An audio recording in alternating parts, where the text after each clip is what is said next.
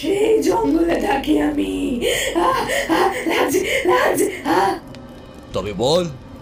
বলছি বলছি আমি আমি রক্তের লালসা নিয়ে ঘুরে বেড়াতাম। মালা অষ্টমঙ্গলায় বেড়ার দিন রাত করে ফিরছিল। সেই রাতে আমি আমি ওর মধ্যে ঢুকে যাই। তারপর থেকে আমি ওর মধ্যেই আছি। ওর মধ্যে ছিলাম বলে এতদিন এত রক্ত খেতে পেরেছি। রাতের আঁধারে বেরিয়ে পড়ি রোজ।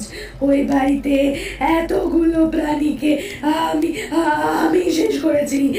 এমন তাজা রক্ত আর কোথায় পাবো? তাই মালার সাথেই আমি থেকে যেতে চাই। কেউ আলাদা করতে পারবে না, কেউ আলাদা করতে পারবে না আমাদের। আমি আমি আরো রক্ত চাই, আরো রক্ত, আরো রক্ত। শেষ করে দেবো, শেষ করে দেবো গোটা গ্রামটা। আমি শেষ করে দেবো। তুই তুই কিছুই করতে পারবি না, কিছুই করতে পারবি না রে তান্ত্রিক।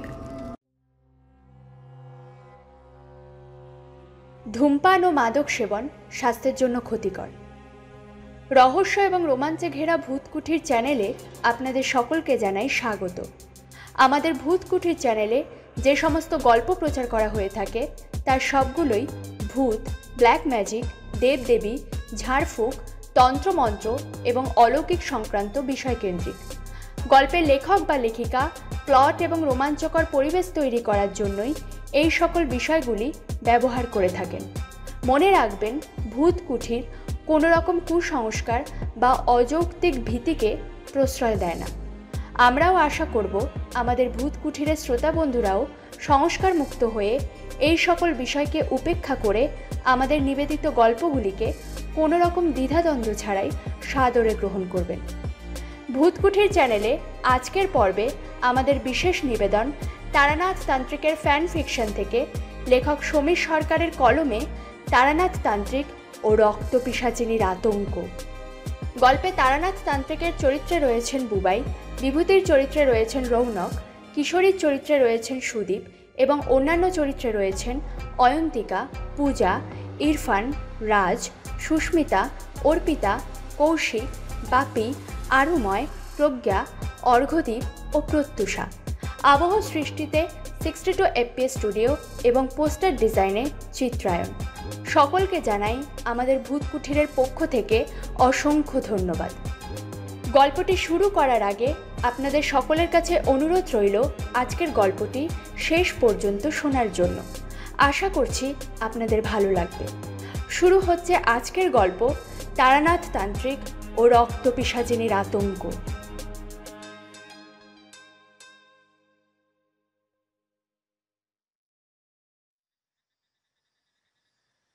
গরমটা একটু কমেছে আজকে, ভ্যাপসা ভাবটা কেটে গেছে বলেই রেহাই। এই সুযোগে একবার তারানাথ তান্ত্রিকের বাড়িতে গেলে ভালো হতো। মাঝে কেটেছে মাস তিনেক, কোথা দিয়ে যে সময়গুলো কেটে গেল। অগ্রহায়ণ মাসে গিয়েছিলাম, তারপর বিভিন্ন কাজে ব্যস্ত হয়ে গেলাম, আর যাওয়া হলো না। এই ভাবনাটা মনে আসতেই ভাবলাম আজ বেরিয়ে পড়ি। অফিস থেকে ফিরে একটু স্নান করলাম, শরীরটা বেশ ফ্রেশ লাগছে। তারপর বাইরে আসতেই গিন্নি বলল, তোমার জন্য কি চা করতে হবে? না থাক, বুঝলে, একটু ঠাকুর মশাইয়ের ওখান থেকে আসি। আমারও এই সময় চা করতে আর ইচ্ছে করছে না। যদিও কিছু খাবে? দেরি হচ্ছে, সন্ধে হয়ে যাবে আবার পৌঁছতে। এই আমি আসি, বুঝলে। রাস্তায় আসতেই দেখি চারিদিকে বাতাস বইছে। যাক, ফাল্গুনের এই ভ্যাপসা গরম থেকে অন্তত একটু রেহাই হবে। বাতাসটা বেশ ভালো লাগছে। আকাশে চাঁদ নেই। 3-4 দিন আগেই পূর্ণিমা গেল, এর পরের পূর্ণিমাতে আবার দোল। তারা মিটমিট করে জ্বলছে।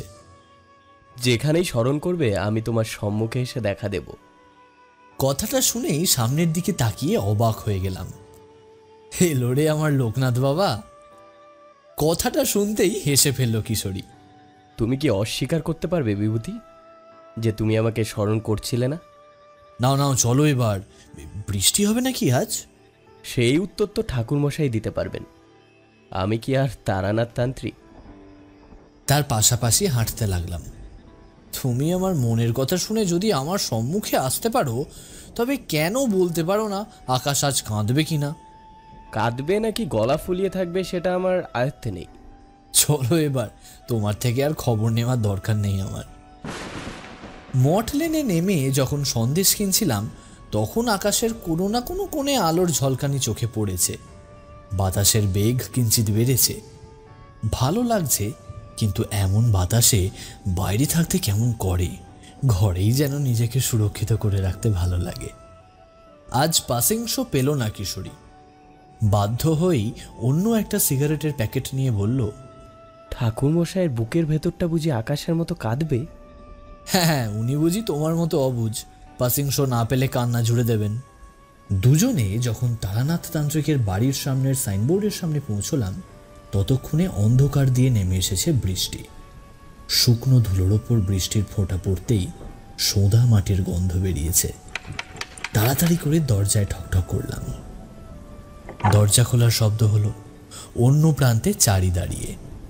আরে তাড়াতাড়ি আসুন কাকাবাবু, বৃষ্টি শুরু হলো বলে। ভেতরে আসতেই পেছনে কোথাও কড়কড় করে বিদ্যুৎ পড়ল। সন্দেশের প্যাকেট নিয়ে চারি ভেতরে গেল।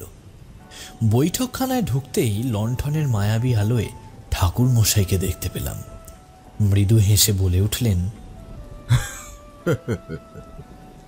কি হে, পাসিং শো পেলে না কি, তাই তো? কিশোরী প্যাকেটটা দিতে গিয়েই অবাক হয়ে দাঁড়ালো। তারপর এটা স্বাভাবিক কথাটা মনে করে মৃদু হেসে বললেন, অবাক লাগছে না আবার? আপনি জানবেন না সেটা কখনো হয়? যাক, এরপরে চা এলো, সন্দেশ এলো আলাদা করে, মুড়িও এলো। দুটো সন্দেশ নিয়ে বসলো চারিও। আজ আমারও গল্প শুনতে ইচ্ছে করছে বাবা। বাইরে তখন বৃষ্টি, বাতাসে কখনো কেঁপে উঠছে লণ্ঠন। চা শেষ করে সিগারেট ধরিয়ে বসেছেন ঠাকুরমশাই। তার ধোঁয়া ভাসছে চারিদিকে। একসময় একটু কেশে নিলেন, আর তারপর বলতে শুরু করলেন,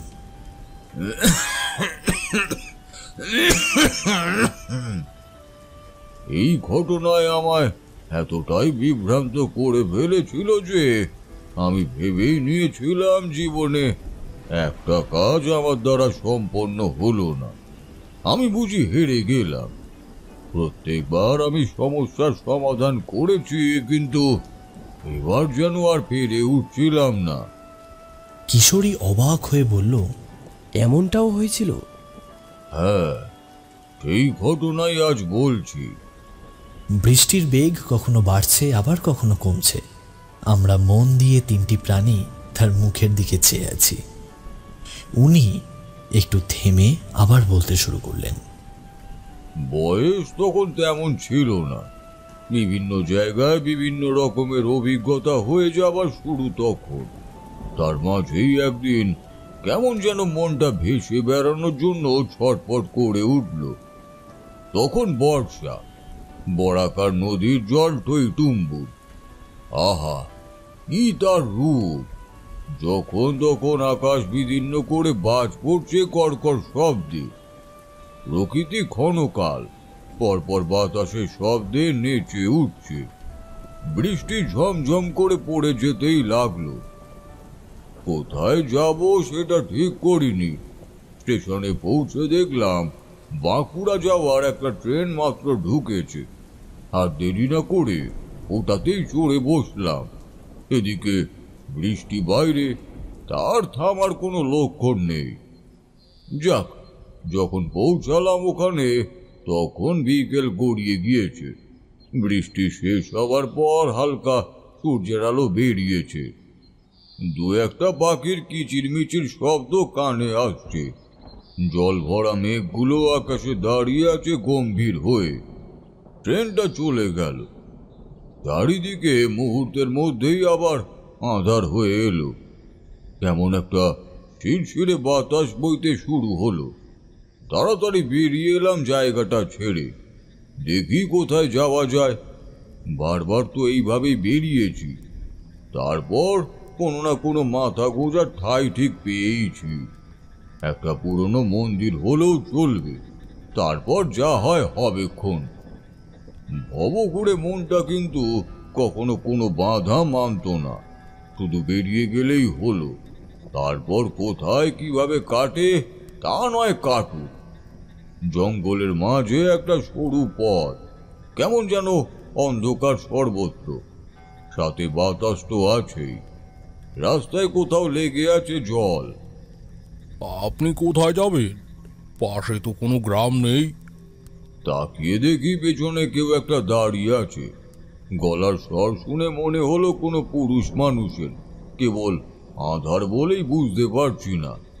সে আমার সামনে এগিয়ে এলো। একজন মাঝবয়সী লোক, মাথার চুল একেবারে পাকা, গোপ অব্দি ধবধবে সাদা, পরনে সাদা একটা পোশাক, মুখে একটা হাসির ভাব। আপনি কোথায় বেরিয়েছেন? আমি হ্যাঁ, আগে এখনো জানি না ঠিক কোথায় যাব, শুধু বেরিয়ে পড়েছি, দেখি কোথায় যাওয়া যায়। আমাদের আশ্রমে যাবেন? আশ্রম? জি, আগে ভগবানের নাম কীর্তন হয়, যাবেন? না হলে এখন বৃষ্টি শুরু হলে কোথায় গিয়ে উঠবেন? এই জঙ্গল শেষ কোথায় জানেন? সে শেষ হতে অনেক দেরি, আশেপাশে কোনো বাড়ি পাবেন না। আশ্রম হলে তো ভালোই হয়, এই সুযোগে একটু ঈশ্বরের কাছেও আসতে পারবো। তো আপনাদের এই আশ্রমটা এদিকে কত দূর? আসুন, আমার সাথে চলুন। যাক, অন্তত একটা জায়গা পেলাম যেখানে থাকতে পারবো। না হলে বৃষ্টিতে যে কি করতাম কে জানে। এদিকে আকাশ আরো মেঘলা হতে লাগলো, নিশ্চয়ই এই মুহূর্তে বৃষ্টি হবে। বনের বাঁ দিক দিয়ে একটা সরু রাস্তা ঢুকে গিয়েছে ভেতরের দিকে। দুদিকে এক মানুষ সমান ঝোপ, তার মাঝে বড় বড় গাছ। এমন জঙ্গল একটা পথ, এমন সুন্দর একটা আশ্রমে। যত ঢুকছি ততই কেমন যেন নেশার মতো লাগছে। আমি এগিয়ে চলেছি তার সাথে কি একটা নেশায়। লোকটি আমার থেকে দুহাত সামনে, এই আবঝা আলোতে কখনো সে দাঁড়িয়ে পিছন ফিরে তাকাচ্ছে, আবার হাসছে, সাদা ঝকঝকে দাঁতগুলো বের করে। তখনই তার রূপ এই অন্ধকারে আমার চোখে অদ্ভুতভাবে ধরা দিতে লাগলো। কখনো খুব দূর থেকে কেমন একটা রিনরিনের শব্দ ভেসে আসছে বাতাসের শব্দের মাঝে। আমি একটু অবাক হয়ে জিজ্ঞেস করলাম, এমন পথ কেন? আর কোনো রাস্তা ছিল না? যেন মনে হচ্ছে কোনো কালে কেউ যায় না এই পথ ধরে। কি অদ্ভুত! ঠিক তখনই আমার পেছন থেকে কেউ যেন বলে উঠল, যাবেন না, ওইদিকে এগুবেন না। আমি হকচকিয়ে গেলাম। পেছনে ফিরে দেখি দুজন লোক দাঁড়িয়ে আছে। তার মধ্যে ভৃত্য গোছের লোকটার হাতে লণ্ঠন, মাথায় গামছা বাঁধা, ফর্সা মুখের ওপর কাঁচা পাকা দাড়ি, আর যাকে মণি বলে মনে হলো তার পরনে সাদা ধুতি আর পাঞ্জাবি, গায়ের রং কালো, ঠোঁটের ওপর পেঁচানো গোপ। আমার দিকে বিস্ফারিত চোখে তাকিয়ে আছেন। লণ্ঠনের মৃদু আলো পড়েছে তার বিস্ফারিত চোখে, কেমন অদ্ভুত লাগছে। আপনারা কারা? কথাটা শেষ করে আমি সামনের দিকে তাকালাম। আমি যার সাথে এতক্ষণ পথ চলছিলাম তাকেই দেখবার জন্য তাকালাম, আর তারপরই চমকে উঠলাম। এখানে এখানে তো একজন ছিল। উনি আমার হাতটা টেনে পরিষ্কার জায়গার দিকে নিয়ে আসতে লাগলেন। আমি কোনো কিছু বলারই কোনো রকম পরিস্থিতি পেলাম না। আমায় আগের জায়গায় নিয়ে এলেন। এখানে একটা গরুর গাড়ি দাঁড়িয়ে আছে। গরুর গলার ঘন্টা নীরবতা ভেদ করছে বারবার। লোকটি ফ্যাকাশে কণ্ঠে বলে উঠলেন, আর একটু হলেই তার শিকার হয়ে যাচ্ছিলেন। মানে? আপনাকে যে ডেকে নিয়েছিল সে আসলে মানুষ না। চমকে উঠে বললাম, তবে তবে কি? সে মানুষকে ভুলিয়ে নিয়ে গিয়ে শেষ করে দেয়। আপনি নির্ঘাত বেঁচে গেলেন, আমরা ঠিক সময় ফিরছিলাম। আমি অবাক হয়ে তার মুখের দিকে তাকিয়ে রইলাম। উনি আমার হাতটা ধরে পেছনে নিয়ে গেলেন, গরুর গাড়িতে উঠিয়ে দিয়ে বললেন, আসুন, আগে অন্তত এই জঙ্গল পেরিয়ে যাই, তারপর না হয় কথা হবে। সেই লোকটা বসে পড়ল চালকের আসনে। সেই গভীর বন থেকে নানান রকমের শব্দ ভেসে আসছে। গাড়িতে উঠে বসলাম। লণ্ঠন কেঁপে কেঁপে এগিয়ে যেতে লাগলো, সেটা বনের অন্ধকার পথ ধরে। মাঝ বয়সী সেই লোকটা কোথায় কিভাবে উবে গেল তা জানি না, কিন্তু বিভিন্ন প্রশ্ন মাথায় ঘুরতে লাগলো। আমি আবারও সেই লোকটিকে জিজ্ঞেস করলাম, আচ্ছা, সেই লোকটা কোথায় গেল বলুন তো? ঠিক তখনই মনে হলো শোঁ শোঁ করে ঝড় শুরু হয়েছে। চারিদিক থেকে যেন সবকিছু ভেঙে চুরে আসছে। প্রত্যেকটা গাছ কেমন কড়কড় করে উঠল। আবজা আলোয় বালি আর শুকনো পাতার ঢেউ এদিক সেদিকে ভেসে বেড়াচ্ছে। লোকটির চোখে দৃষ্টি ভীত। উনি কেবল বললেন, ভয় পাবেন না, বিপদ কেটে যাবে। আমাদের সাথে ঠাকুরের ফুল আছে, সে কিছু করতে পারবে না। আরো একটু এগিয়ে লম্বা লম্বা বাঁশ ঝাড়গুলো চোখে পড়ল। সেগুলো এতটাই ঝুঁকে ঝুঁকে পড়তে লাগলো যে মনে হচ্ছিল সব যেন আমাদের ওপরই এসে পড়বে। যে চালকের আসনে আছে সে মনে হয় কিছু বিড়বিড় করে চলেছে। এই বাতাসের দাপটে ঠিক বোঝা না গেলেও মনে হলো সেটা কোনো ঠাকুরের নাম হবে যেটা স্মরণ করছে। এমন সময় লণ্ঠন নিভে গেল। কিছু একটা লেগেছে তাতে, চুরমার করে তার কাজ ভেঙে পড়ল। চারিদিকে এখন কেবল অন্ধকার। এই জটলা অন্ধকারে এগিয়ে যেতে লাগলাম। গরুগুলো অবধি চিৎকার করতে লাগলো। কোথাও দাঁড়িয়ে যেতে পারতাম তো। এই অন্ধকার আর ঝড়ে ভয় পেয়ে গরু যদি রাস্তা না দেখতে পায়, যদি কোথাও ভুল করে বসে, রাস্তার পাশেই তো পুকুরও আছে, যদি তাতেই পড়ে যায়। আপনি ভাববেন না, কিচ্ছু হবে না, এই তো আর একটু। সেই ভয় নিয়ে এগিয়ে গেলাম।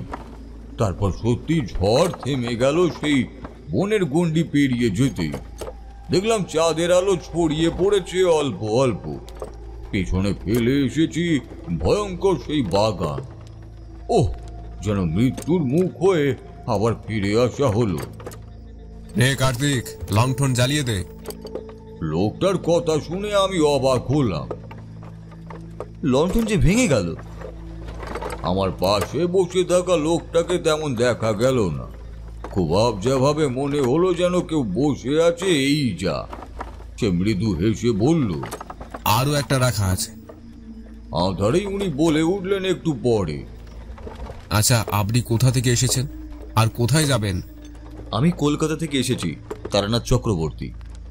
উনি পায়ে হাত দিয়ে প্রণাম করলেন আধারের মধ্যেই। এই দমকা বাতাসের কারণে বেশ শীতল হয়ে আছে তার শরীর। বুঝলাম আমি তা আমার পায়ে হাত দিয়ে স্পর্শ করার সময়। কোথায় যাবেন? এখনো কিছু ভাবিনি, নিরুদ্দেশ যাত্রার মতো বেরিয়ে পড়ি, ঠিক যেদিকে ভালো লাগে। কি করেন আপনি? আমি আমার বিদ্যার কথা সামান্য বলতেই উনি যেন মৃদু হাসলেন। তারপর সামনের দিকে চিল্লিয়ে বলে উঠলেন, কার্তিক, এই লোকটি যেন আমাদের গ্রাম খুঁজছে। আমি অবাক হয়ে বললাম, মানে? উনি একটু হাসলেন। আধারে তার সাদা দাঁতগুলো একটু একটু স্পষ্ট দেখা যেতে লাগলো। সামনে থেকে কার্তিক চিৎকার করে বলল, মালিক, দেশলাই খুঁজে পেলাম না। এখানেই তো ছিল, তন্ন তন্ন করে খুঁজেছি কিন্তু নেই। এদিকে অন্ধকার। উনি বললেন, তাহলে ছাড়, এটুকু পথ ঠিক চিনে নিয়ে চলে যাওয়া যাবে। চল, আর কি করবি? চারিদিকে ঝিঁঝি ডেকে চলেছে অবিরাম। দূরে দুবার শেয়াল ডেকে উঠল বাজে সুরে। কার্তিক গাড়িতে উঠতে উঠতেই আমি বলে উঠলাম, আচ্ছা, আমায় নামিয়ে দিন সুবিধে দেখে। এই বন যেখানে শেষ সেখানে নামিয়ে দিলেই হবে। সেটি আর হচ্ছে না। আপনাকে আমরা যেখানে নিয়ে যাব আপনাকে সেখানেই যেতে হবে ঠাকুর মশাই। আমি অবাক হয়ে জিজ্ঞেস করলাম, আপনারা যেখানে নিয়ে যাবেন মানে? গরুর গাড়ি চলতে শুরু করলো বেশ দ্রুত। অন্ধকার বলে যেন কোনো প্রতিবন্ধকতাই রইল না। বেশ শব্দ করে ঘোড়ার মতো ছুটছে। উনি হাসলেন একটু। আধারে বেশ রহস্যময় লাগছে সেই হাসিটা। তারপর শান্ত কণ্ঠে বলে উঠলেন, আরে আমি তো একটু মজা করছিলাম ঠাকুর মশাই। আসলে ঠাকুর মশাই, আমি প্রণব চ্যাটার্জি। আপনাকে আমাদের তেঁতুলতলা গ্রামের খুব প্রয়োজন। এই যে আপনি তখন যার পেছনে যাচ্ছিলেন, সে কিন্তু কোনো সাধারণ মানুষ ছিল না, একটা অপশক্তি। এভাবেই একটার পর একটা মানুষ গ্রাম থেকে উধাও হয়ে চলেছে। এই 6 মাসে কত লোক মরেছে তার হিসেব নেই। ঠাকুরমশাই, আমরা তখন এই পথ দিয়ে যাচ্ছিলাম বলে আপনাকে দেখতে পেয়েছিলাম। সেটা না হলে আপনি তার কোন রূপ দেখতে পেতেন তার ঠিক নেই। কিছুটা সময় নিয়ে তখন ঘটে যাওয়া ঘটনাটা ভাবলাম, তারপর মন থেকে সমস্ত সন্দেহ ঝেড়ে নিয়ে বললাম, আপনারা তো আমার প্রাণ বাঁচিয়েছেন, আপনারা না থাকলে যে কি হতো। আপনি কি আমাদের গ্রামকে সেরে উঠতে সাহায্য করবেন ঠাকুরমশাই? গ্রামটা কেমন ছিন্ন ভিন্ন হয়ে গিয়েছে। নিজের জন্মস্থানকে এইভাবে শেষ হতে দেখতে খুব কষ্ট হচ্ছে। গ্রাম থেকে একটার পর একটা লোক মরে যাচ্ছে, বাকিদের মধ্যে শান্তি নেই। ভয় নিয়ে কখনো কি সুস্থ জীবন যাপন করা যায় বলুন? তার উপর কত লোক বাসস্থান বদলে চলে যাচ্ছে। যে গ্রামের মাঠ ক্ষেত সোনালী ধানের দিগন্ত বিস্তৃত ছবি দেখা যেত, সেখানে আজ মরুভূমির মতো শূন্যতা। ভালো মতো কোনো পুজো নেই, কোনো অনুষ্ঠান নেই। ওনার গলাটা শেষের দিকে ধরে আসছিল। আমি ওনাকে সাহস দিয়েই বললাম, আমি আমার নিজের সবটা দিয়ে চেষ্টা করব। আশীর্বাদ করুন যেন আপনার বিশ্বাসের মর্যাদা রাখতে পারি। আমি কথা দিচ্ছি, নিজের এই লড়াইতে কোনো খুঁত রাখবো না। আপনার তেঁতুলতলা গ্রামের পুরনো ঐতিহ্য যেন ফিরিয়ে আনতে পারি। কিছুটা এগিয়ে যেতেই সামনে একটা সাদা রঙের বাড়ি চোখে পড়ল। তার চারিদিকে আলো জ্বলছে। কাছে দূরে গ্রামের বাড়িগুলো থেকে টিম টিম করে আলো চোখে পড়ছে। এখনো কোনো কোনো বাড়িতে সন্ধে প্রদীপ দেবার সেই শঙ্খধ্বনি কানে আসছে। কার্তিক, দাঁড়িয়ে পড়। লোকটি নির্দেশ দিতেই দাঁড়িয়ে গেল কার্তিক। চারিদিকে লোকজন তেমন নেই এই সময়। আমার পাশের লোকটি নেমে এলেন নিচে। অন্ধকার জগৎ থেকে যেন আলোর জগতে এসে পৌঁছালাম। উনি মৃদু হেসে বললেন, এই তো, এটা তেঁতুলতলা গ্রামের জমিদার বাড়ি, এখানেই থাকতে হবে আপনাকে। কার্তিক তার পাশে এসে দাঁড়ালো। আপনি এগিয়ে যান, আমি আর মালিক আসছি। গাড়িতে কিছু মালপত্র আছে, সেগুলো নামাতে হবে। যান, আপনারা খাতির যত্নের কোনো ত্রুটি হবে না। সেই লোকটার দিকে তাকিয়ে বললাম, আপনি আর কার্তিক কি তবে এই বাড়িরই কেউ? উনি উত্তর না করে কার্তিকের হাত ধরে গাড়ির সামনের দিকে এগোলেন। আমরা ছোট্ট কাজটা করে আসছি, আপনি যান। আরো এগিয়ে গেলাম। সামনের বাঁকে এত জঙ্গল যে পেছনে সেই গাড়িটা চোখে পড়ল না। কয়েক পা এগিয়েই সেই বাড়ির সিংহ দুয়ারের সামনে গিয়ে পৌঁছালাম। কেউ আছেন? দারোয়ান গিয়ে খবর দেওয়ায় এক যুবক এলেন। পাশে দাঁড়ানো দারোয়ান, তার হাতে হ্যারিকেন। সেটা উঁচিয়ে আমার মুখের ওপর ধরল। লোকটার গায়ের রং ফর্সা, মোটা সোটা চেহারা, একটু সন্দেহের চোখে তাকালো। আপনি কে? তারানাথ চক্রবর্তী। প্রণববাবু আর তার গাড়ির চালক কার্তিকের সাথে আমার পথে দেখা। ওনারা আমায় নিয়ে এলেন, বললেন গ্রামের খুব সমস্যা, আমি যেন অবশ্যই গ্রাম থেকে সবটা দেখি। হ্যারিকেনের হলদে আলোটা তাদের দুজনের মুখে পড়েছিল, আর আমি অবাক হয়ে দেখলাম দুজনের চোখ বিস্ময়ে গোল গোল হয়ে গিয়েছে। আমি আরো বললাম, ওনারা আসছেন। যুবক আমায় অবাক হয়ে তাকিয়ে দেখতে লাগলো, তারপর বলল, আসুন তো দেখে আসি। কে ভাই? পিছনে আরো একজনের গলার আওয়াজ শুনলাম। তাকিয়ে দেখি আমি যেই লোকটা, অর্থাৎ প্রণববাবুর সাথে এতক্ষণ একই গাড়িতে এলাম, এনার সাথে তার অনেক মিল। একই রকম মুখটা, সেই কালো গায়ের রং, শুধু বয়সের তারতম্য এই যা। ইনি যুবক বয়সের আর প্রণববাবু বয়স্ক। আমি আঙুল দেখিয়ে বললাম, হ্যাঁ, এই তো এনার মতনই মুখের আদল। প্রণববাবুর মুখটা আমি যতটা দেখেছি এই একই রকম লাগছে। উনি ধন্দে পড়ে গেলেন। আমার মতো দেখতে ঠিক আছে, কিন্তু আপনি ওনাকে দেখলেন। আগে আসুন তো, দেখে আসি উনি কোথায় আছেন। হ্যারিকেন নিয়ে আমরা আগের জায়গায় এলাম, পথে কেউই নেই। ঠিক যেখানে গাড়িটা দাঁড় করানো ছিল ওখানে গিয়ে বললাম। এখানেই দাঁড়িয়ে বললেন কার্তিক আর উনি গাড়ি থেকে কিছু নামাবেন, তারপর ভেতরে আসবেন। আমি যেন এগিয়ে যাই। এই বাড়িতে আত্মীয়তার কোনো ত্রুটিই হবে না। একটা অদ্ভুত জিনিস, হ্যারিকেনের আলোয় সবাই মিলে তাকিয়ে দেখলাম নরম বালির ওপর সত্যি গরুর গাড়ির চাকার দাগ। তবে যেখানে দাঁড়িয়ে ছিল ওখান থেকেই, তার মানে তার সামনে আর যায়নি। কিন্তু অবাক করার কথা হলো পিছনেও যায়নি, তাই কোনো ছাপও নেই। ডান দিকে বাঁ দিকে কোনো দিকেই কোনো চিহ্ন নেই। একটা গাড়ি কিভাবে যেতে পারে এভাবে? আর কেউ আসেনি অব্দি এদিকে এখন, কারণ স্পষ্ট আছে চাকার দাগ। দুই ভাইয়ের মুখে বিস্ময় তখনও লেগে আছে। সেই দারোয়ানকে দেখলাম কাঁপছে, তার কাঁপা হাতে ধরা হ্যারিকেনও কাঁপছে খুব। চারিদিক খুব বেশি গভীর নীরবতায় ছেয়ে গেল, যেন কেউ কোথাও নেই। দারোয়ান কেবল বিড়বিড় করে ভগবানের নাম নিয়ে চলেছে। হরে কৃষ্ণ, হরে কৃষ্ণ, হরে কৃষ্ণ, হরে কৃষ্ণ, হরে কৃষ্ণ, হরে কৃষ্ণ। এটা বাদে আর কোনো শব্দই নেই। দূরে কোনো গাছে একবার ডেকে উঠলো পেঁচা। অবাক হয়ে বললাম, আপনারা এইভাবে কেন তাকিয়ে আছেন? আপনি ভেতরে আসুন, রাত হচ্ছে, আপনার খিদেও তো লেগেছে মনে হয়। আমার কথার উত্তর না দিয়ে বড় যুবকটি কথাটি বললেন। আমি আবার প্রশ্ন করলাম, কিন্তু ওনারা, কার্তিক আর প্রণববাবু? আসুন, আপনাকে বলছি। আমি ভেতরে পৌঁছাতেই তারা দুই ভাই সবাইকে ডেকে নিয়ে এলো। বাড়ির সব সদস্য চলে এলো।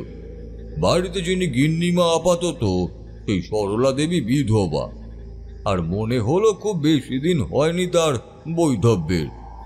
এখনো তার মধ্যে স্বামী বিয়োগের যন্ত্রণা ফুটে আছে। আমায় নিয়ে এলেন যে দুজন, তারা ওনারই দুই ছেলে। বড় ছেলে, যার প্রণববাবুর সাথে মিল আছে, উনি দীপ্তবাবু, আর ছোট ভাই হলো সপ্তক। সপ্তক বয়সে অনেকটা ছোট দীপ্তর থেকে। তার বিয়ে হওয়ার খুব বেশি দিন হয়নি। তার স্ত্রী মালা। দীপ্তবাবুর স্ত্রী মণিমালা সাথে সাথে প্রণাম করল। মণিমালার দুই সন্তান, একটা ছেলে আর একটা মেয়ে। এই তাদের পরিবার। আর কাজের লোক একজন আছে। খুব তাড়াতাড়ি আমার কথাটা বাড়িতে রটে গেল। গিন্নিমা দীর্ঘ নিঃশ্বাস ছেড়ে বললেন, বুঝলাম, লোকটা এখনো গ্রামের কষ্টের কথা ভাবছেন। মানে? আমার কথার উত্তর উনি খুব শান্তভাবেই দিলেন। উনি আমার স্বামী, আর কার্তিক তার প্রিয় ভৃত্য।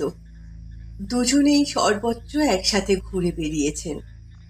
গ্রামে এই অদ্ভুত মৃত্যু ঘটতে শুরু হলো একদিন এক তান্ত্রিকের উদ্দেশ্যে গাড়ি নিয়ে দুজনেই বেরোলেন, আর তারপর ওই জঙ্গলে তাদের মৃত্যু হয়। উনি হাঁপিয়ে গেলেন, কণ্ঠ বুঝে এসেছে। চোখের জল মুছে বললেন, উনি আপনাকে ঠিক চিনেছেন, তাই আপনাকে হয়তো বিপদহীনভাবে পৌঁছে দিয়েছেন।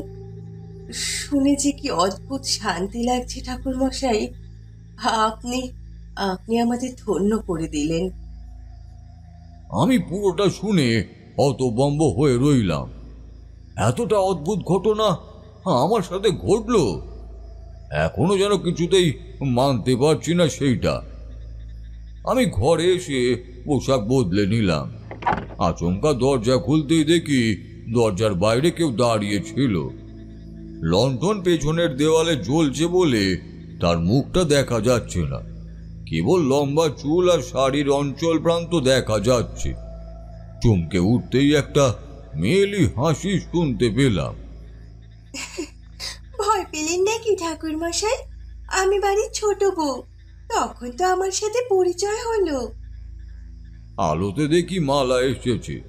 আমি অবাক হয়ে বললাম, তুমি? দিদি খাবার বেড়েছে, আপনাকে আসতে হবে। আমি আপনাকে ডাকতে যাব, অমনি আপনি দৌড় করলেন। রাত বাড়তে শুরু হতেই চারিদিক শান্ত হয়ে উঠল। ঝিঝি ডাকছে চারিদিকে। নীরব পৃথিবীতে খুব টেনে টেনে কোথায় যেন একটা পাখি ডাকছে। কুকুর ডেকে উঠল একটা কোথাও দূরে থেকে। ঘরে আসতেই মনে হলো কেউ যেন হাঁটছে বারান্দা দিয়ে। দরজা খুলে বাইরে আসতেই দেখি মালা। সে আমার সামনে দিয়ে হেঁটে চলেছে। তুমি কোথায় যাচ্ছ? দাঁড়িয়ে গেল সে, ফিরে তাকালো। তার চোখ মুখ ভীত। ঠাকুর মশাই, মনে হলো বাগানে কেউ ঘুরছে। চারিদিকে এমন ঘটনা ঘটে চলেছে। তুমি কিভাবে দেখলে? আর তুমি বা কেন দেখতে যাচ্ছ? কর্তা তো ঘুমিয়ে গেলেন, আমার ঘুম আসছিল না। জানালা খুলে বাতাস লাগাবো গায়ে, অমনি চোখ গেল কেউ যেন নিচে হাঁটছে আবদারে, কিন্তু কেউ তো জেগে নেই। তোমার তো বিপদ হতে পারে। আপনি আমার সাথে যাবেন? বাড়িতে কেউ জেগে নেই, কি করবো বলুন তো? তুমি থাকো, আমি দেখে আসছি। দুজনে এইভাবে যাওয়া ভালো দেখাবে না। আমি নিচে গেলাম। কেমন একটা অনুভূতি হলো বটে। মনে হচ্ছে কিছু একটা অশুভ জিনিস সে আছে, কিন্তু কিচ্ছু খুঁজে পেলাম না। কোথাও কেউ নেই। একটা শেয়াল ডেকে উঠল। ওপরে এসে দেখি ওখানে নেই মালা, ঘরে গিয়েছে হয়তো। ঠিক এমন সময় তাকে আসতে দেখলাম। আমার খুব ভয় লাগছে এইসব দেখে। আমি তো ভেবেছিলাম বাপের বাড়ি যাব, কিন্তু নতুন বিয়ে হয়েছে, বাপের বাড়ি গিয়ে থাকলে তো লোকে খারাপ বলবে। বাড়িতে তোমাকে নিশ্চয়ই কেউ খারাপ কিছু হতে দেবে না। এই এত বড় বাড়িতে তোমার ভয় করে? আসলে আমি তো আর শান্ত নই, খুব দস্যু। এই কারণে আমার ভয়। কখন কোথায় বেরিয়ে পড়ি সেটা নিজেও জানি না। এই কারণে আমার বাড়ির লোক আরো ভয় পায় আমাকে নিয়ে। আমার বেশ হাসি পেল কথাটা শুনে। ভেতরের দিকে যেতে যেতেই বললাম, ঘুম পাচ্ছে, তুমিও ঘুমাবে তো? আমি ঘুমানোর পরেই একটা অদ্ভুত অনুভূতি পেতে লাগলাম। চারিদিকে কেমন শীতল একটা পরিবেশ। শান্ত পরিবেশ ক্রমশ শান্ত হতে লাগলো। কেউ কোথাও যেন জেগে নেই। প্রকৃতি নিজেও যেন ঘুমিয়ে আছে চরম ভয়ে। তখনই নিচতলা থেকে ছাগলের চিৎকার ভেসে আসলো। মৃত্যু ভয়ে যেমন চিৎকার হয় তেমনই চিৎকার। অনেকগুলো ছাগল আর গরু আছে এই বাড়িতে। মনে হচ্ছে ছাগলের ঘরে কিছু ঢুকেছে। তাড়াতাড়ি করে নেমে এলাম। সারা বাড়ি জেগে উঠেছে। নিভতে থাকা লণ্ঠনগুলো সতেজ হয়ে এক একজনের হাতে করে নিচের দিকে যাচ্ছে। আমি সবার আগে নিচে এলাম। তখনই চোখ গেল কোনো স্ত্রীলোক বাড়ির দিকে ছুটে আসছে গোয়াল ঘরের দিক থেকেই। আমার মুখোমুখি হয়ে সে দাঁড়িয়ে গেল। খুব হাঁপাচ্ছে, নিঃশ্বাস নিতে পারছে না। তাকিয়ে দেখি বড় বউ মণিমালা। সে বেশিক্ষণ আর দাঁড়ালো না, আবারও ছুটে চলে গেল ওপরের দিকে। সিঁড়ির ওপর তার দুমদাম শব্দ হতে লাগলো কেবল। চারিদিকে হতাশা আর ভীত কণ্ঠ। বাড়ির সকলেই ছাগলের ঘরে ঢুকে আফসোস করছে। এতগুলো ছাগলের মধ্যে অন্তত 10টা ছাগলের শরীরের ছিন্ন ভিন্ন অংশ ছড়িয়ে আছে চারিদিকে। বাকি ছাগলগুলো তখনও ভীত হয়ে একটু আধটু চিৎকার করেই চলেছে। রক্তের আলপনা সৃষ্টি হয়েছে মেঝেতে। ছাগলের লাল তাজা রক্ত আর হাড় বিছানো মেঝেটা দেখে বুকের রক্ত হিম হয়ে আসে। আমি কালই চলে যাব বাবার কাছে, এগুলো আমার দেখে। ছোট বউ মালা ভীত কণ্ঠে বলে উঠল। তখনও তার সাথে এই নিয়ে কথা হচ্ছিল। ওর যে খুব ভয়, আর ও বাপের বাড়িতে যেতে চায়। দীপ্ত একটু রাগী স্বরেই বলে উঠল, তুমি কি একটু থামবে মালা? দেখছো না কি বিপদ হয়ে চলেছে? বাড়ি অবধি ঢুকে গেছে বিপদ, আর তুমি নাটক করছো। তপ্তক দারোয়ানকে ডাকলো। তোমরা দুজন পাহারা দেবে গোয়ালগুলো। আপাতত বাকি দুজন এগুলো পরিষ্কার করো। আমরাও জেগে বসে থাকবো, সমস্যা হলেই ডাকবে, ছুটে আসবো। দারোয়ান সব সম্মতি করলেও তাদের মুখে চোখে যে ভয় ফুটে উঠেছে সেটা আমি বুঝতে পারলাম। আমি ওদের সাহস দেবার জন্য বলে উঠলাম, একবার যেখানে হামলা করবে সেখানে আর দ্বিতীয়বার কেউ আসে না। সে যেই হোক, ভয় আছে বলেই এমন লুকিয়ে লুকিয়ে শিকার করে। আজ আর এখানে আসবে না। আর আমি কিছু করে দিচ্ছি, ত্রিসীমানায় তার আর কোনো রকম শক্তি খাটবে না। ওপরে এলাম, মাথার মধ্যে দুশ্চিন্তা ঘুরছে। এ যেই হোক, তার ভেতরে রক্তের চরম নেশা আছে। কে জানে আমায় ওইভাবে জঙ্গলে কোথায় নিয়ে যেত তখন। ভাগ্যিস প্রণববাবু ছিলেন, উনি ওনার দায়িত্ব পালন করেছেন। এবার আমিও আমার দায়িত্ব পালন করব। তার এই ভালোবাসার গ্রামটা আগের মতো করে তুলব। মন্ত্রপুত বালি নিয়ে ওদের হাতে দিলাম। এটা বাড়ির সীমানায় ছিটিয়ে দাও। আজকের মতো আর কোনো ক্ষতি হবে না। তার সাধ্য হবে না কিছু করার। কালকে গ্রামের লোকগুলোর জন্য কিছু করতে হবে। যাক, সেদিন রাতে আর কিছুই হলো না। পরদিন ঘটে গেল আরো বিস্ময়কর ঘটনা। আমি সারা গ্রামের লোকেদের রক্ষা কবচ দিয়ে রেখেছিলাম। এই অপশক্তি আসলে কি বা কে, সেটা জানার আগে অন্তত লোকগুলো সুরক্ষা দরকার। গ্রামের লোক রক্ষা কবচ নিয়ে গেল। সেদিন দুপুরে মালার বাড়ি থেকে একজন খবর নিয়ে এলো দুপুরের দিকে। আগে কর্তা মশাইয়ের শরীর ভালো ঠেকছে না কয়দিন। দিদি তোমারে দেখতে চাইছে। আমার সঙ্গে তোমাদের দুইজনের নিয়ে যে গাড়ি পাঠিয়ে দিয়েছে। মালার হৃদয় বিগলিত হলো। কি বলছো হরিন্দা? বাবা এখন কেমন আছে? কায়েন্দ না দিদি, আজ সকাল থেকে একটু সুস্থ আছে। এই কদিন জ্বর ছিল আর পেট খারাপ। চলো দিদি, চলো। দীপ্ত ব্যস্ত ছিল, কাজ ছিল বাড়িতে। মাঠে চাষিদের ঠিক মতো কাজ করানোর দায়িত্ব ছিল দুই ভাইয়ের। সে বলল, মালাকে বরং নিয়ে যাও হরেন্দা, আমার যে বড় কাজ লেগেছে এখন। কিন্তু গিন্নিমা তাকে ধমকে সুরে বললেন, এ কেমন কথা দীপ্ত? তোর শ্বশুর মশাইয়ের রোগটা এই সময় বড়। তুই যা মালার সাথে। যার বাবা অসুস্থ সে বুঝেছে কষ্টটা। আর শোন, যেহেতু এখন সুস্থ, তো বাবা আজকের মধ্যেই ফিরে আসিস। এই ভয়ের দিনে তোদের দূরে রাখতে বড্ড ভয় করে রে। দিনকাল তো ভালো না, সন্ধ্যের আগেই ফিরে আসিস, কেমন? যে আগে মা। তারা বেরিয়ে গেল। তারপরের ঘটনা চালক তপনের থেকে শুনেছি। মালার বাপের বাড়ি খুব দূরে নয়, 2 গ্রাম পরেই হিজলপুকুর গ্রাম। তার আগে শিমুলগঞ্জ গ্রাম। মাঝে একটু ফারাক এই যা। ছোট একটা নালা মতো চলে গিয়েছে 2 গ্রামের মাঝ দিয়ে। সেদিন ওরা যখন পৌঁছলো ততক্ষণে ভালো হয়ে গিয়েছেন মালার বাবা। মেয়েকে দেখেই তার 2 চোখ দিয়ে জল ঝরতে থাকে। তার 3 ছেলের পর আদরের মেয়ে, ফুলের মতো যত্নে রেখেছেন। তার আশকারা পেয়েই মালা হয়েছে দস্যি প্রকৃতির। তার মা আজীবন বকে গেছেন। এই আপনার জন্য ওই মেয়েটা বখাটে হয়েছে। এমন মেয়ে হলে কেউ নিয়ে যাবে তাকে তার ঘরের বউ করে। দেখবেন এই জঞ্জালে বিয়েই দিতে পারবেন না। উনি হাসতেন।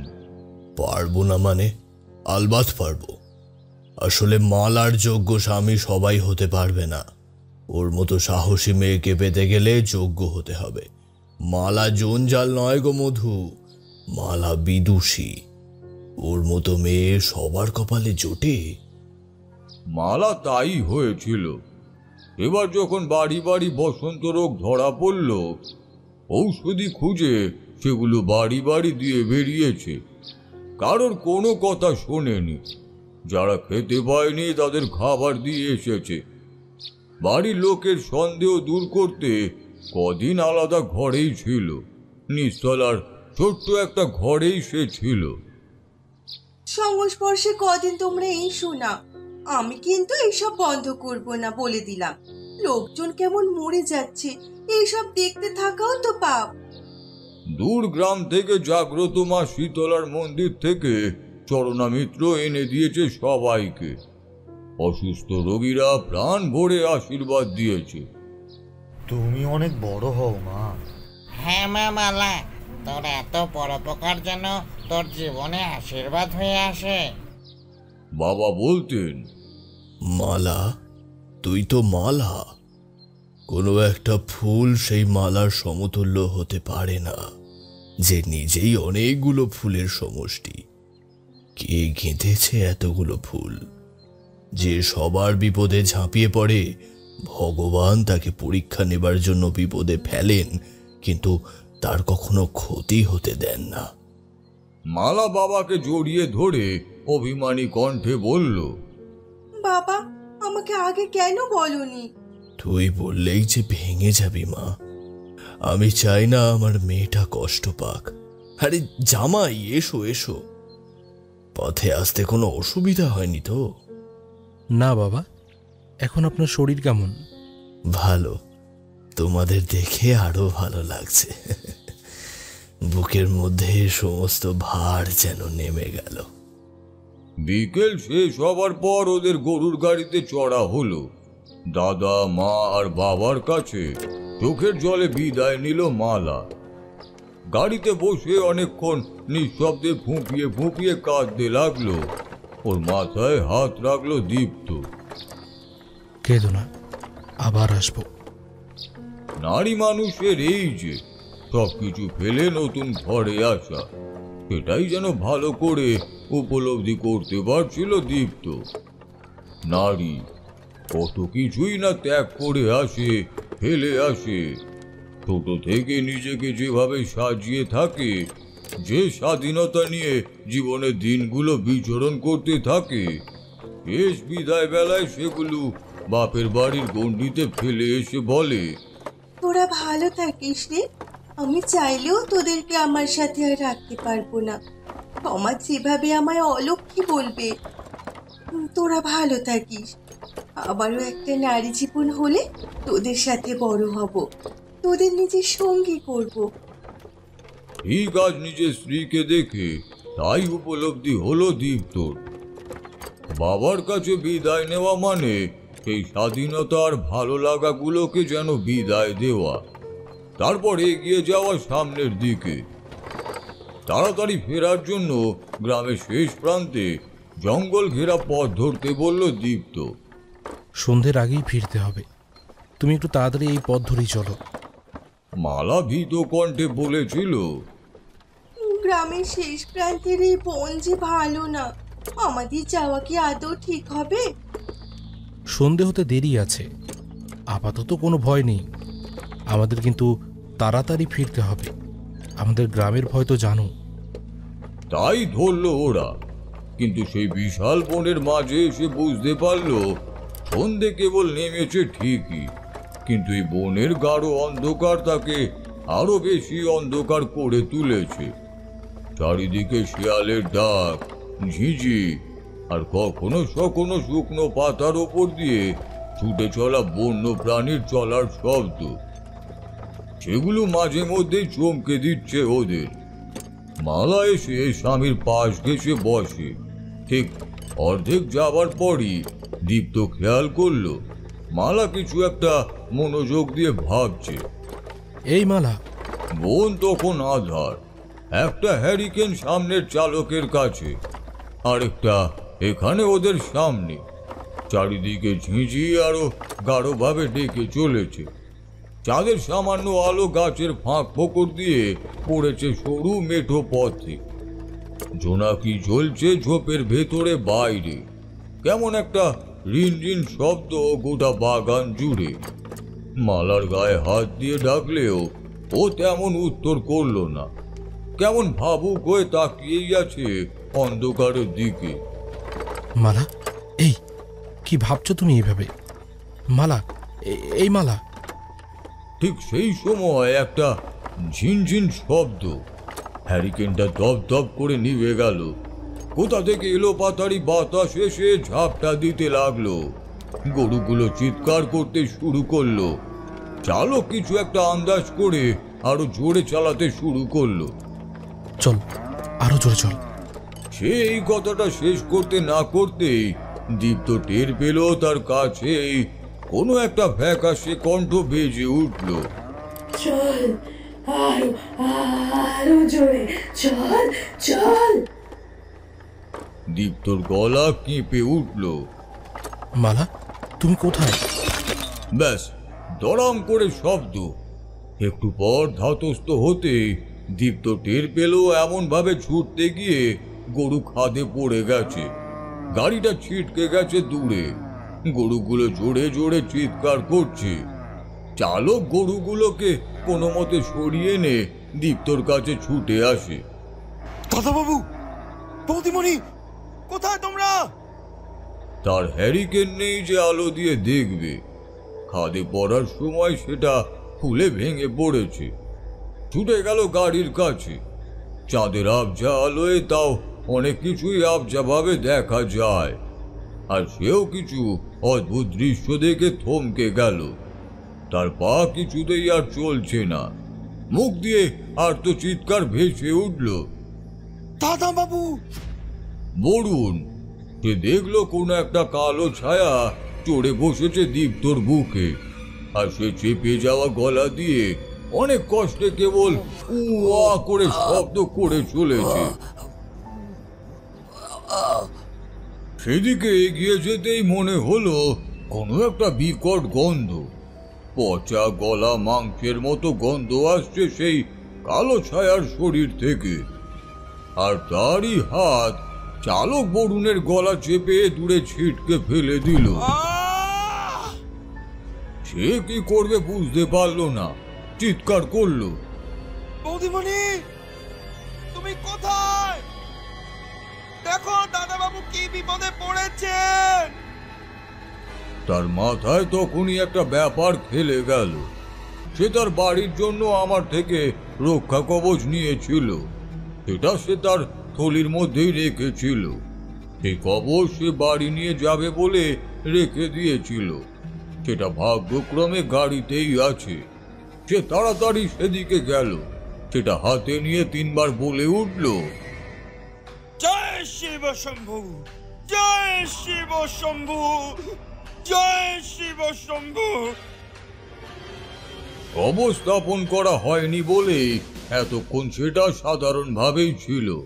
এবার তাকে জাগিয়ে দিয়ে ভালো উদ্দেশ্যে ব্যবহার করার অভিসন্ধি করতেই ভালো কাজ যে হবে সেটা নিশ্চিত। সে সেটা নিয়ে ছুটে গেল সেদিকে। সেই হাতটা এগিয়ে আসতেই চেপে ধরল সেই হাতের ওপর সেই রক্ষা কবচ। ব্যাস, একটা নারী কণ্ঠের গোঙানি।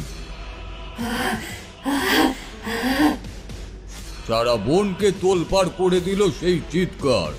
মুহূর্তের ভেতরেই সবকিছু শান্ত। অনেক কষ্ট করে হ্যারিকেন খুঁজে নিয়ে এলো বরুণ। সেটা দেশলাই দিয়ে জ্বালিয়ে নিল কোনো মতে। দেখলো তখনও শুয়ে কোঁকিয়ে চলেছে দীপ্ত। তার গলার কাছে লালচে বাদামি দাগ, গভীর কোনো ক্ষত। আর তার থেকে কিঞ্চিত দূরে মালা পড়ে আছে নিথর অবস্থায়। গাড়িটা আবার জুড়ে নিল কোনো মতে। গরুগুলোকেও লাগিয়ে নিল।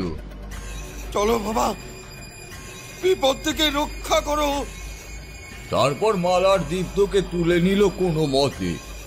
বুকের কাছে চেপে নিল সেই কবচ। মহাদেব, মহাদেব, রক্ষা করো। সবকিছু কেমন শান্ত। বাড়িতে গাড়িটা ঢুকতেই সারা বাড়ি তোলপাড় হয়ে উঠল। আমিও ছুটে গেলাম তাদের দেখার জন্য। বরুণ আমার দিকে তাকিয়ে হাউ হাউ করে কেঁদে উঠল। আজ আজ আপনার কবচ ছিল বলেই তাদের বাঁচিয়ে নিয়ে আসতে পারলাম ঠাকুর মশাই। চোখে মুখে জল দিতেই উঠে বসলো মালা। আমার কি হয়েছে? বাড়ির ভেতরটা আজ আরো থমথমে। দীপ্ত একেবারে অসুস্থ হয়ে পড়েছে। অনেকবার জ্ঞান ফিরেছে, আবারও আতঙ্কে চিৎকার করে উঠে জ্ঞান হারিয়েছে। আমি ওর কাছে গেলাম, পরীক্ষা করে দেখলাম, কিন্তু ও যে ভয়ের ঘটনার সম্মুখীন হয়েছে সেটা থেকে বেরিয়ে আসতে সময় লাগবে বই কি। মিনমিন কণ্ঠে বলে চলল মালা। আমার মনে হলো আমায় কিছুতে যেন সম্মোহন করেছে। আমি ফ্যাল ফ্যাল করে তাকিয়েছিলাম বাইরের আধারের দিকে। আমায় ডাকছিলেন উনি, কিন্তু আমি শোনার পরেও কোনো উত্তর করতে পারিনি। কেবল একটা ঘোরের ভিতর আটকে রইলাম। তারপর শুরু হলো ঝড়। আমি স্পষ্ট দেখলাম আমার পাশে যেন কেউ এসে বসলো, আর তারপর সবকিছু কেমন উল্টে পাল্টে গেল। কাঁধে বুঝে পড়লো সবটা। তারপর আমি এমন মূর্তির মতো অবস্থাতেই জ্ঞান হারালাম। আর কিছু আমার মনে নেই। আন্দাজ করতে পারছি সেই জ্ঞান হারানোর পরই এসব ঘটেছে। আমি যতটুকু বাড়ি চিকিৎসা করলাম তাতে দীপ্তর ধুম জ্বরের আস্তে আস্তে ভালো লক্ষণ দেখা গেল। সেটা কমতে লাগলো, কেবল সংজ্ঞা ঠিক মতো ফিরে এলো না দীপ্তর। কখনো ঘুমের ঘোরে বিড়বিড় করে যেতে লাগলো। কেন এমন করছো? কেন এমন করছো? আবার এখান থেকে যাও। আমায় ছেড়ে দাও, আমায় ছেড়ে দাও, ছেড়ে দাও আমায়। তন্দ্রা ভাবটা এসেছিল। রাতও বেড়ে চলেছে, কাজেই একটু বিশ্রাম নেব বলে ঠিক করলাম। আরামকে দাঁড়ায় বসে রইলাম জানলা খুলে দিয়ে। জানলার বাইরে থেকে আসা ঝরঝরে শান্ত বাতাসটা আমার সারা শরীরে এক অপূর্ব শান্তি দিতে লাগলো। চোখ বুঝে ওখানে কখন যেন ঘুমিয়েও গেলাম। একটু পরেই নিজেকে আবিষ্কার করলাম অদ্ভুত একটা জায়গায়। চারিদিকে লম্বা লম্বা সব গাছের দল, খুব কুয়াশা চারিদিকে, একেবারে ধোঁয়ার মতো। তার মাঝে খুব কম বাইরে থেকে আলো আসছে। এমন অদ্ভুত একটা জায়গায় আচমকা এক প্রবীণ ব্যক্তির চিৎকার করে কান্নার স্বর শুনতে পেলাম। না! কেমন আর্ত চিৎকার! আমি এগিয়ে গেলাম মেঠো পথ ধরে। সামনেই দেখলাম একজন কাঁদছে। সে অন্যদিকে মুখ করে ঘাসের ওপর হাঁটু মুড়ে বসে কাঁদছে। পরনে তার সাদা একটা পাজামা, মাথার সব চুল পাকা। এই যে আপনি কাঁদছেন কেন? আমার কথার স্বর শুনে সে কান্না থামিয়ে দিল। তারপর মুখটা তুলে আমার দিকে তাকালো। কে? প্রশ্ন করতে করতে উনি মুখ তুললেন, আর আমি অবাক হয়ে তাকিয়ে দেখলাম উনি আর কেউ নন, প্রণব বাবু। তার চোখ দিয়ে জলের বদলে রক্তের ধারা বইছে। রক্তের ধারা তার কান্না হয়ে বইছে। সে রক্তের ছোপ পড়েছে সাদা পাজামার বুকের ওপর। আপনি এইভাবে কেন কাঁদছেন? আপনার কি হয়েছে? উনি করুণ আর্দ্র কণ্ঠে বলে উঠলেন, আমার গ্রামকে বুঝি আমি কখনো ভালো দেখতে পারবো না? আমার যন্ত্রণা দিনকে দিন বৃদ্ধি পাচ্ছে। আমার বাড়ি অবধি পৌঁছে গেছে এই মৃত্যুর খেলা। আমি কি আর কখনো পারবো না গ্রামকে সুস্থ দেখতে? আমার পিতৃপুরুষের সাজানো গ্রামটা আমি রক্ষা করতে পারলাম না। আমি কি জবাব দেব তাদের? আমি কিভাবে তাদের সম্মুখে গিয়ে দাঁড়াবো? আমার যে দায়িত্ব দিয়েছে আমি পারিনি পালন করতে। আমি কিভাবে যাব তাদের সামনে? তার কান্না আমার বুকে বিঁধতে লাগলো। সত্যি তো লোকটা অসহায়। আমিও এখনো পর্যন্ত কিছুই করতে পারলাম না। উনি এতটা ভরসা করে আমায় নিয়ে এলেন, আর আমি এখনো তার সুরাহাই খুঁজে পেলাম না। এতগুলো লোক আমার মুখের দিকে তাকিয়ে আছে, আর আমি যেন হয়ে আছি পাথরের একটা মূর্তি মাত্র। এত কিছু দেখেও কিছুই করতে পারছি না। এখান থেকে চলে যা, নইলে আরো ক্ষতি করব। ঠিক তখনই মনে হলো কোনো নারী কণ্ঠ আমার কানের কাছে ফ্যাকাশে কণ্ঠে এই কথাগুলো বলে চলল। ঘুমটা ভেঙে গেল। তাকিয়ে দেখি বাইরে বৃষ্টি চলছে। আমি এতক্ষণ কেদারায় বসে ঘুমিয়েই স্বপ্নে তবে প্রণব বাবুকে দেখেছি। ঠিক কানের কাছে হওয়া কথাটা মনে হলো আমি স্পষ্টই শুনেছি। আমার পেছনে ঘুটঘুটে অন্ধকার, সামনে জ্বলছে নিবু নিবু একটা লণ্ঠন। বৃষ্টির ঝমঝম শব্দ উপেক্ষা করে পেছন থেকে যেন গলাটা ভেসে এলো, পালিয়ে যা, পালিয়ে যা। উঠে দাঁড়ালাম, লণ্ঠন উস্কে দিলাম, কই কিছুই নেই। সারা ঘর ফাঁকা, কেবল ঠায় দাঁড়িয়ে আছে এক একটা আসবাব। হাত মুখ ধুয়ে এসে খেতে বসলাম। কারোরই আজ খাওয়ায় মন নেই, তবুও আর কি, বেঁচে তো থাকতে হবে নাকি। একটা থালায় করে খাবার সাজিয়ে ওপরের দিকে উঠলো মালা। উনি তো একটু জ্ঞানে ফিরেছে, দেখি যদি খান। মালা চলে গেল। বৃষ্টির তেজ এখন নেই, খুব মৃদু সুরে বৃষ্টি হচ্ছে। চারিদিক কেমন উদাস, রাতের আঁধার ধরে টিম টিম করে জ্বলছে কেবল কতগুলো লণ্ঠন, আর যেন সারা পৃথিবী জড় পদার্থ হয়ে গেছে, কোনো শব্দ নেই। খেতে শুরু করেছি, মালা চোখের সামনে থেকে অদৃশ্য হয়ে গেল সিঁড়ি ধরে। ওপরের ঘরে তখন ঘুমিয়ে থাকার মতো জেগে আছে দীপ্ত। যদি কিছু খাওয়ানো যায় তো খুব ভালোই হয়, আপাতত জ্বর একটুও নেই। আর ঠিক সেই মুহূর্তে একটা বিকট চিৎকার আমাদের সবাইকে শঙ্কিত করে দিল। খাওয়া সেরে সবাই ওপরের দিকে উঠে ছুটতে লাগলাম। মনে হলো চিৎকার ভেসে এলো দীপ্তর ঘরের দিক থেকে। গিয়ে দেখি অরাজক কাণ্ড। দীপ্ত ভাতের থালা ফেলে দিয়েছে, এক কোণে সিটকে আছে মালা। উনি আমায় মেরে ফেলবেন, আমায় উনি মেরে ফেলবেন। কে মেরে ফেলবেন? মণিমালা বলতে বলতে গিয়ে তুলে ধরলো মালাকে। মালা ভয়ার্ত কণ্ঠে বলে উঠল, আমি ভাতের থালা নিয়ে আসতে দেখে আমার দিকে কেমন চোখে তাকিয়েছেন উনি, আর এগিয়ে আসতেই চিৎকার করে উঠল, তুমি চলে যাও, চলে যাও তুমি। আমি যতই বলছি আমি আপনার মালা, দেখুন ততই সে সরে যেতে লাগলো, আর একটা সময় পর আমার ঠেলে দিল। দীপ্ত কিন্তু তখনও চিৎকার করছে, এখান থেকে চলে যাও তুমি, এখান থেকে চলে যাও। আমি দীপ্তর দিকে এগিয়ে গেলাম, মন্ত্র পড়ে ওর পিঠে আলতো করে থাবড়ে দিয়ে বললাম, কোনো ভয় নেই, কোনো ভয় নেই দীপ্ত, আমরা আছি তোমার সঙ্গে।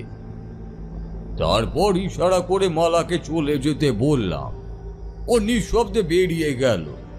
একবার শুধু শীতল দৃষ্টিতে তাকিয়ে দেখলো স্বামীর দিকে। আমি যখন নিচে আসতে লাগলাম দেখলাম সিঁড়ির কাছে কেউ যেন দাঁড়িয়ে আছে। ওখানে আলো তেমন নেই, শুধু মনে হলো বাইরে থেকে আসা বাতাসে তার চুল উড়ছে। কে কে ওখানে? অস্পষ্ট সুরে উত্তর এলো, ফিরে যান, নইলে এই বাড়ির ক্ষতি করে দেব। আপনি চান লোকগুলোর ক্ষতি হোক? বাঁচাতে চাইলে ফিরে যান। আপনার ভুল পদক্ষেপ শেষ করে দিতে পারে, এই বাড়ির লোকগুলোর প্রাণ শেষ করে দিতে পারে। সেই একটা রাত যেন কিছুতেই কাটছে না। সে ওই কথাগুলো তো বলে আমার সামনে থেকে চলে গেল ঠিকই, কিন্তু এদিকে আমার ঘুমও কেড়ে নিয়ে চলে গেল। এত লম্বা একটা রাত হতে পারে কি করে সেটাই ভাবছি। কাল সকালে উঠে তো আমি যজ্ঞ করব ঠিকই, কিন্তু এই রাতে যদি আরো কিছু ঘটে। ঠিক তাই হলো। তখন ভোরবেলা, আলো সব দিকে ফোটেনি, দরজায় শব্দ হতে লাগলো। হরি যেন ডেকেই যাচ্ছে, ঠাকুর মশাই, ও ঠাকুর মশাই, আপনি কি ঘুমোচ্ছেন? উঠে দেখি সামনে দাঁড়িয়ে কাঁপছেন সপ্তক বাবু। মায়ের ঘরে আসুন একটু তাড়াতাড়ি। হ্যাঁ। আমি ভেতরে এসে দেখি গিন্নিমা চোখ গোল গোল করে তাকিয়ে আছেন। কি বিশ্রী রকমের ভয়ঙ্কর সেই দৃষ্টি। টানের মতো তাকিয়ে আছে আমারই দিকে। তার সাদা চুলগুলো ছড়িয়ে আছে দুদিকে, গায়ের শাড়ি এলোমেলো। এই সব তার রূপকে আরো ভয়ঙ্কর করে দিয়েছে। এবার সে একটা ছুরি নিয়ে নিজের ডান হাতের ওপর চাপ দিল। কেউ এগিয়ে গিয়েও তার শক্তিকে পরাস্ত করতে পারল না। আমি এমন অবস্থায় যেন নিজের মধ্যেই ছিলাম না। তারপর রক্ত দেখে নিজের মধ্যে ফিরে এসে মন্ত্র পড়তে শুরু করলাম। ধপ করে পড়ে গেলেন গিন্নিমা। সবার মধ্যে হুলুস তুলুস পড়ে গেল। রক্ত বন্ধ করার জন্য আমি ঔষধি নিয়ে এলাম। অনেকটা জায়গা কেটে গিয়েছে। আমার নিজের মধ্যে তখন একটাই চিন্তা, আমি কি করব? কালই তো সেই দিন, যে শুভ দিন দেখে আমি যজ্ঞ করব ভেবেছি। কিন্তু তার আগে এই সব হয়ে গেলে আমি পারবো কিভাবে? আর আমি না চলে গেলেও যদি আরো বিপদ আসে এই বাড়ির ওপর, আমি কোনো পদক্ষেপ নেওয়ার আগে যদি সবকিছু আরো লন্ডভন্ড হয়ে যায়। জ্ঞান ফিরে আসতেই কিন্তু গিন্নিমা নিজের মধ্যে ফিরে এলেন। নিজের হাতের দিকে অবাক হয়ে তাকিয়ে ভীতু কণ্ঠে বললেন, এ কি, এমন ভাবে কেটে গেল কিভাবে? এ বাবা, অনেক রক্ত পড়েছে বুঝি, কিন্তু এমনটা হলো কখন? সকালে উঠেই আমি বললাম, আমি আপনাদের বাড়ি থেকে চলে যাচ্ছি। আমি আর এইসবের মধ্যে থাকতে পারবো না। প্রত্যেকটা লোক অবাক হয়ে তাকিয়ে রইলেন। গিন্নিমা প্রথমে বলে উঠলেন, কিন্তু ঠাকুর মশাই এত বড় মুখ করে যে বললেন পারবেন, লোকটার ইচ্ছেটা পূরণ করবেন, তারপর আরো কত কিছু। আপনার ধর্মকে এই বলে যে একটা গোটা গ্রামকে বিপদের মুখে ফেলে রেখে চলে যাওয়া? তপ্তক বাবু ভীতভাবে তাকিয়ে রইলেন। আপনি আসার পর থেকেই না, যত কিছুই হোক, আমরা কিংবা সারা গ্রামের লোক একটা ইতিবাচক ভাবনা নিয়েছিলাম যে আপনি আছেন। কিন্তু এরপর আমরা কি ভাববো ঠাকুরমশাই? ভাই এখনো... ওর গলা আটকে গেল। আরো অনেক অনেক কিছু বলতো হয়তো, কিন্তু আমি বেরিয়ে এলাম চুপচাপ। মুখ ঘুরিয়ে দেখলাম সারা বাড়ির লোক দাঁড়িয়ে আছে নিচের বারান্দায়। আরো এগিয়ে যাওয়ার আগে বাগানে দেখি মালা। এ শান্ত কণ্ঠে বলল, গ্রামের লোকগুলো বিশ্বাস নিয়ে বসেছিল। কিছু না বলেই বেরিয়ে এলাম। সারা রাস্তা ধরে লোকজন, ছোট থেকে বড় সকলে, তাদের চোখ মুখে লেগে আছে আরতি, কিন্তু মুখে সেটা কেউই বলছে না। অনেকটা দূরে আসার পর একটা খেজুর গাছ, তার নিচে দাঁড়িয়ে একটা ছোট্ট ছেলে, তার ঠিক পেছনে ছবির মতো সকালে সূর্যটা। মাঝে পথ দিয়ে চলে গিয়েছে গাছের সারি। সকালের আলো পড়ে ছেলেটার হাসি মুখটা চিকচিক করে ওঠে। তার খালি গা, একটা গামছা কেবল কোমরে পেঁচানো, গায়ের শ্যামবর্ণ রঙের ওপর পবিত্র আলো পড়ে ঝলমল করছে। কাছে এগিয়ে সে হাতটা ধরল। আসুন ঠাকুর মশাই। কি মিষ্টি হাস্যোজ্জ্বল একটা মুখ। মোহিত হয়ে আমি তাকিয়েই রইলাম। তারপর আড়ষ্ট কণ্ঠে বলে উঠলাম, চলো চলো শঙ্কর।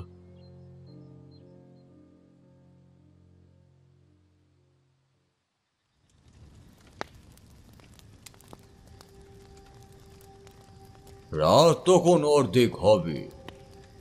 গ্রামের সীমানা পেরিয়ে একটা খাঁ খাঁ করা বিস্তীর্ণ এলাকা। চারিদিকে কেবল ছোট ছোট ঘাস। তারপর একটা বন, সেই বনের মাঝে জ্বলছে হোমের আগুন। আকাশে আজ গোল একটা চাঁদ, তারা ঝলমল করছে কালো আকাশের গায়ে। আমি আর শঙ্কর পাশাপাশি বসে আছি।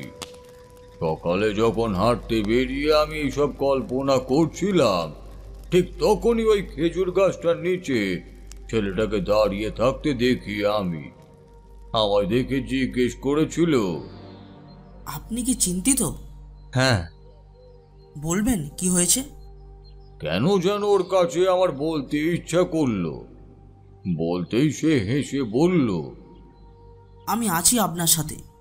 আপনি ওই বাড়ি থেকে চলে আসুন, যাতে সে ভাবে আপনি ভয়ে চলে গেছেন, আর তারপর সে নিজেকে একটু বেশি স্বাধীন ভাববে। তারপর তার ওপর শক্তি প্রয়োগ করুন। আচমকা আক্রমণে ও নিজের সবটুকু দিয়ে লড়তে পারবে না। সব দিক কেমন শুনশান। বাগানের আধার গাছে পেঁচা ডাকছে কখনো, দূরে কখনো ডেকে উঠছে শেয়াল। আমি শান্ত স্বরে যজ্ঞের আগুনে প্রয়োজনীয় দ্রব্যাদি আহুতি দিচ্ছি আর বিড়বিড় করে মন্ত্র পড়ে চলেছি। অন্যদিকে শঙ্কর দাঁড়িয়ে আছে সাহসী হয়ে।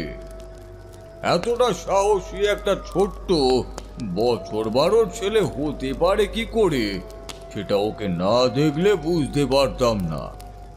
একটু পরেই ফিসফিস করে বলে উঠল, ও আসছে। ব্যাস, চারিদিকে কি বিকট একটা শব্দ হলো। আমি তাকিয়ে দেখলাম সে বিস্তীর্ণ এলাকা দিয়ে সবকিছু তছনছ করতে করতে এগিয়ে আসছে কেউ। আরো সামনে এলো। আগুনের হলদে আলো এবার তার মুখ দেখা গেল। আমি সেদিকে তাকিয়ে স্তম্ভিত হয়ে গেলাম। তুমি? আমরা তাকিয়ে আছি সামনের দিকে। সেই আগুনের মৃদু আলোয় দেখলাম মালাকে। আজ ওকে কি ভয়ঙ্কর লাগছে। চোখ দুটো দিয়ে যেন আমায় ভস্ম করে দেবে। পরনের লাল শাড়ির আঁচলটা বাতাসে ফরফর করে ভাসছে। ছেড়ে দেওয়া কালো লম্বা চুলগুলো চারিদিকে ভাসমান অবস্থায় এক অদ্ভুত দৃশ্যের সৃষ্টি করেছে। আমি তাহলে ঠিকই সন্দেহ করেছিলাম। মুখ দিয়ে একটা হুঙ্কার হয়েই চলেছে, শেষ করে দেব, শেষ করে দেব। দুহাত বাড়িয়ে আছে আমারই দিকে। আমার দিকে এগিয়ে আসতে চাইছিল, ঠিক তখনই আমি ভস্ম তার দিকে ছুড়ে দিলাম। আটকে গেল ও।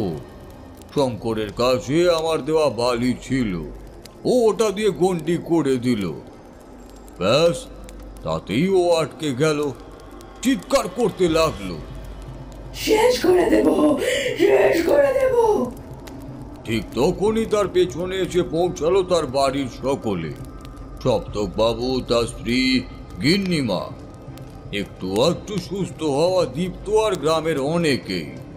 আমায় এইভাবে দেখতে পাবে কেউ আশাই করেনি। সপ্তক বাবু বলে উঠলেন, আচমকা রাতে মালা ঘুম থেকে উঠে এইভাবে আসছে দেখে আমাদের সকলের ঘুম ভেঙে যায়। আমরা আসতে লাগলে গ্রামেরও লোকজনের ঘুম ভেঙে যায়। তারপর সবাই মিলে অনুসরণ করি মালাকে। কিন্তু ও আমাদের নাগালের বাইরে ছিল সবসময়। এতই ওর ছুটে আসার গতি ছিল। দীপ্ত বলছিল ভীত কণ্ঠে, সেই ঝড়ের পর আমি ওকে দেখেছি। এই এই মালাই আমার গলা চেপে ধরেছিল। তারপর ভাগ্যিস এসেছিল চালক, নইলে নইলে শেষ হয়ে যেতাম। গিন্নিমা মুখ খুললেন, সপ্তক বলছিল আজ ঠাকুরমশাই এমন হতেই পারেন না। সত্যিই দেখছি তাই। আপনি যে সবকিছু ঠিকঠাক করতে লুকিয়ে কাজ করে যাবেন, আমি বুঝতে পারিনি।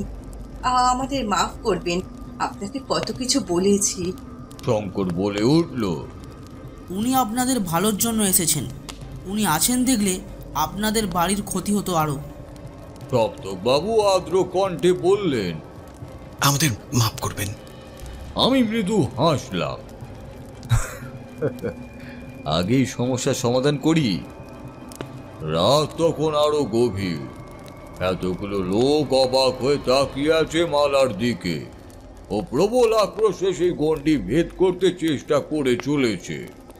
আমি হুঙ্কার দিয়ে বলে উঠলাম, পারবি না? বল কে তুই, আর কেন এসেছিস এখানে? না বললে আরো কষ্ট দেব। বলতেই আরো একটা যজ্ঞের পোড়া ছোট টুকরো গণ্ডির ভেতরে দিলাম। অমনি সে চিৎকার করে উঠল। অচেনা সেই নারীর কণ্ঠ বলে উঠল, সেই জঙ্গলে থাকি আমি। লাগছে লাগছে। তবে বল।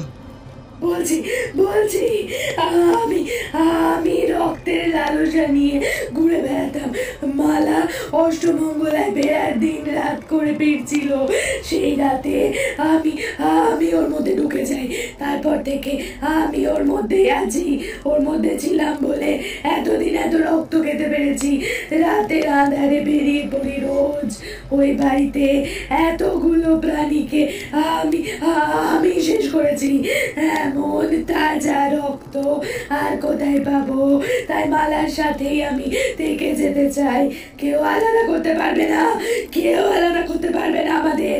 আমি আমি আরো রক্ত চাই, আরো রক্ত, আরো রক্ত। শেষ করে দেবো, শেষ করে দেবো গোটা গ্রামটা। আমি শেষ করে দেবো। তুই তুই কিছুই করতে পারবি না, কিছুই করতে পারবি না রে তান্ত্রিক। তার হাসি কাঁপিয়ে দিল রাতকে। মনের আধারে ঘুরে বেড়াতে লাগলো সেই হাসির সুর। হ্যাঁ, মালার মধ্যে বিপদ ছিল, কিন্তু মালা নিজেও বুঝতে পারতো না।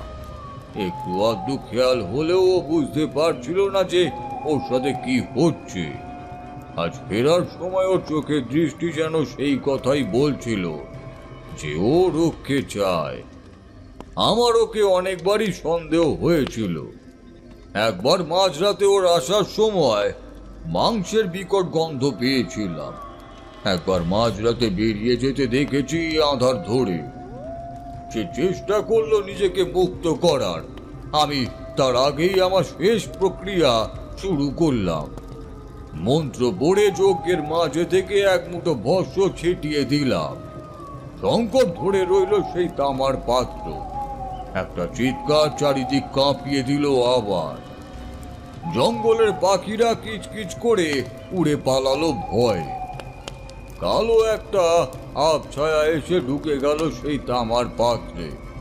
আমি আটকে দিলাম তার মুখটা। উড়ে গেল মালা মাটিতে।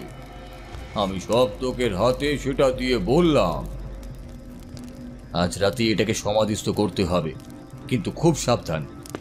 কখনো যেন কেউ এর কাছে যেতে না পারে এমন কঠিন করে এর সমাধিস্থ করতে হবে। তাই করব আমি। শঙ্কর হেসে বলল, এবার আমি আসি। আমি অবাক হয়ে বললাম, কোথায়? আমার সাথে তুমি থাকবে তো? সপ্তকবাবু বললেন, তুই কে আমি চিনি না, কখনো দেখিনি আমাদের গ্রামে, কিন্তু তুই ছাড়া যে এত কিছু সম্ভব হতো না শঙ্কর। তুই চল, তুই চল, আমি তোকে পুরস্কার দেব। চল আমার সাথে। প্রদীপের আলোয় শঙ্করের রহস্যময় হাসিটা দেখলাম। আমার যে কত কাজ। সবাইকে অবাক করে দিয়ে হাঁটতে হাঁটতে আধারের দিকে ক্রমশ চলে গেল শঙ্কর। মালার জ্ঞান ফিরেছে ততক্ষণে। চোখ মেলে আমায় দেখেই অবাক হয়ে বলল, ভিতু চলে গেলেন না ভয় পেয়ে? তারপর চারিদিকে তাকিয়ে বলল, আমি কোথায়? আমি হেসে বললাম, কেমন লাগছে এখন? ও ফেল ফেল করে তাকিয়ে রইল। ঠিক এভাবেই তাকিয়ে রইল কিশোরী। গল্প শেষ হবার পরেও ও যেন লেগেই আছে আরও কিছু শুনবে বলে। আমি হেসে বললাম, এই বৃষ্টি নেই এখন, তাড়াতাড়ি ফিরতে হবে, চলো।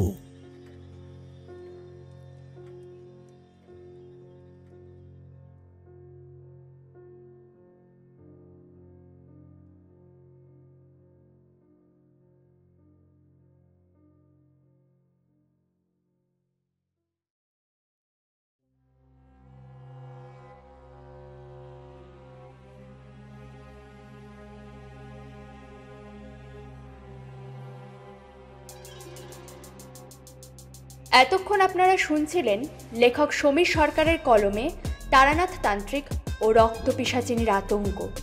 গল্পটি আপনাদের কেমন লাগলো অবশ্যই কিন্তু কমেন্ট করে জানাবেন, এবং চ্যানেলে নতুন হয়ে থাকলে চ্যানেলটিকে সাবস্ক্রাইব করে পাশে থাকা বেল আইকনটি প্রেস করতে কিন্তু ভুলবেন না। ফিরে আসবো আরেকটি নতুন গল্পের সাথে। আপাতত আজকের জন্য আমাদের ভূত কুঠিরের দরজা এখানেই বন্ধ করা হলো। ধন্যবাদ।